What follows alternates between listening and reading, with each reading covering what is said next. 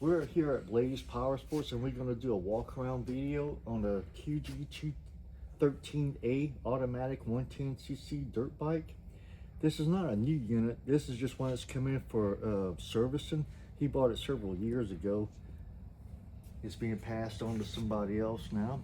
But anyhow, as you see, it's made for one rider. There's no shifting and no clutch with this. It's all automatic. First thing you do when the child gets on it is to tell them to pick up the kickstand. Next thing is right here, you have the kill switch. This is the kill position, this is the run, and this is the start switch, okay? Now, in order to start these, there's a key that you have to open up the electrical circuit. So you turn the key on, and you pick up the choke. Down is off, up is on. And here's a fuel switch if you ever want to turn off the fuel going to the carburetor and drain it. There's a drain screw on the other side. So you turn the key on, pick up the choke, make sure it's in the run position here, and hit the start button.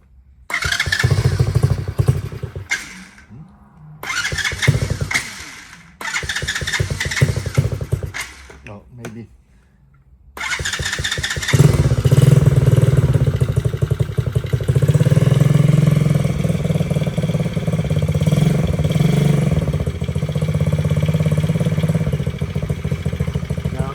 Drive it, just go gas, okay? It's automatic. Okay, I'm gonna turn it off. I'm gonna use the kill switch. I use the kill switch, but if you use the kill switch, make sure you turn off the key because it'll drain the battery. Now over here on this side, you'll see this is the front brake here. It's a mechanical drum brake. And right here is a speed governor. There's usually a set screw here, but they didn't want the screw in there. But there's a set screw and a nut. You'll go in with the screw more to slow it down and back it out to go faster, okay? Now here's the rear brake right here. It's also a mechanical drum just for the rear. Very simple operation, but it is electric start, so you do have to charge a battery. Now, you have options. The battery sits up under the fender here, okay? Now in order to take the battery out, you'll have to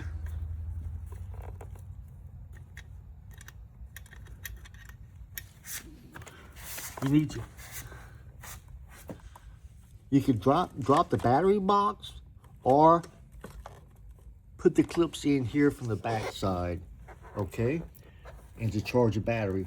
Now this battery box is not the original battery box. It was changed. The new models that we have, and all the models in the past, they have a little thing you just unbolt here and you pull this, and you could pull the battery out like this and put it on a crate, and you could charge it like that.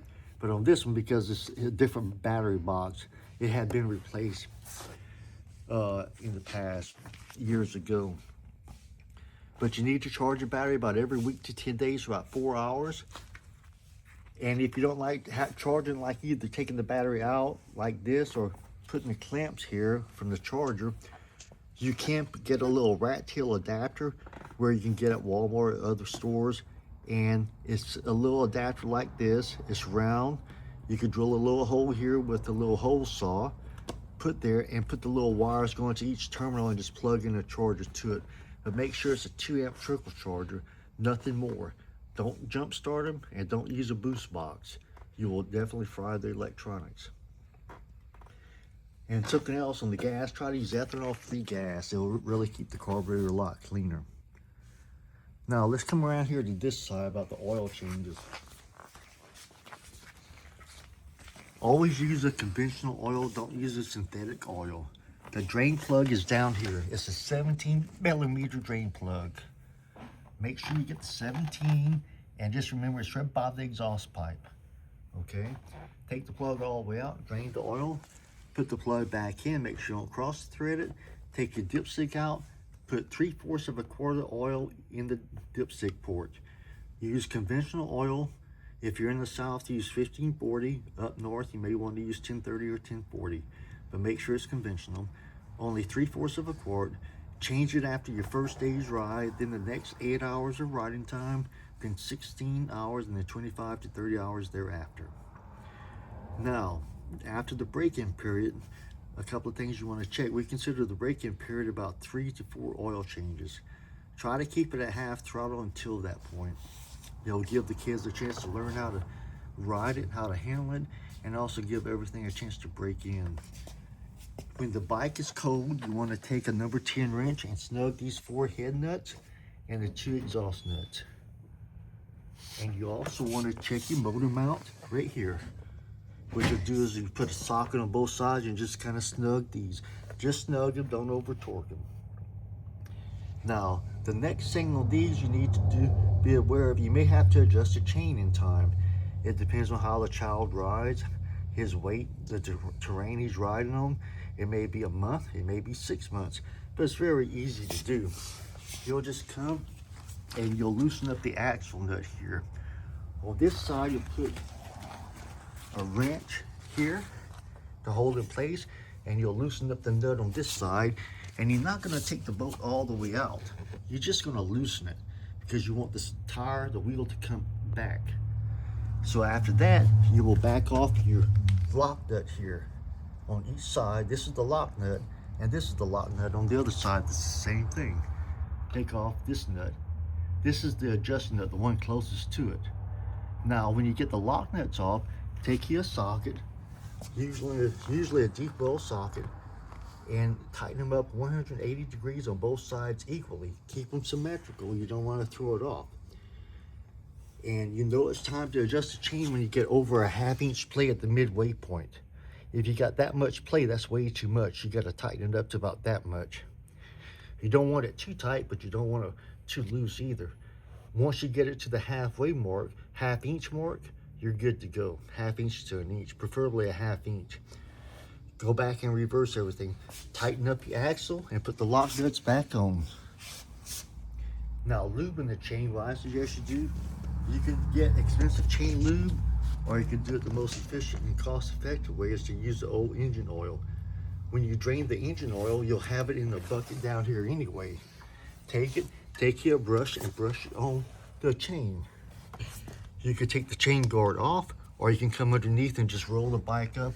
Or if you have the bike on a stand or something, you can just spin the tire and just treat the chain real good. Keep it moist. That carbonized oil does really well as a chain moisturizer and to lubricate it for long-term use. The only big issues with these bikes usually is the battery box. If the kids get too rough with them, they may break them off and they have to be re-welded. And that's what happened with this one. So at the time, we didn't have any other boxes in stock, and they had lost the other box, so we couldn't put it back on. So this is the only one we had to give them as a quick replacement.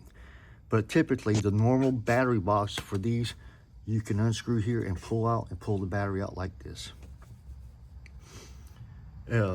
Also right here, you want to check this cap here from time to time.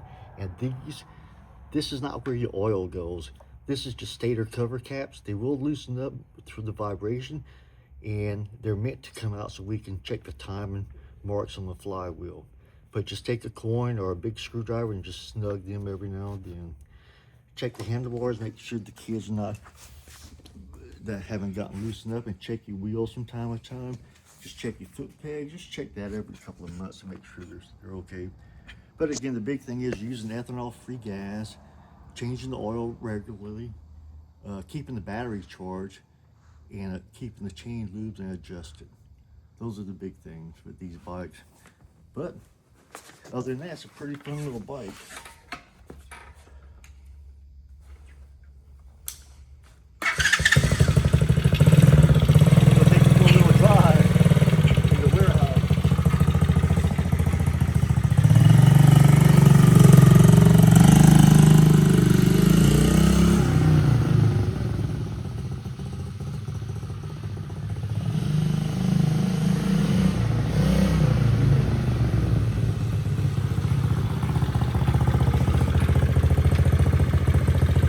This video, so you can also I turned off the key.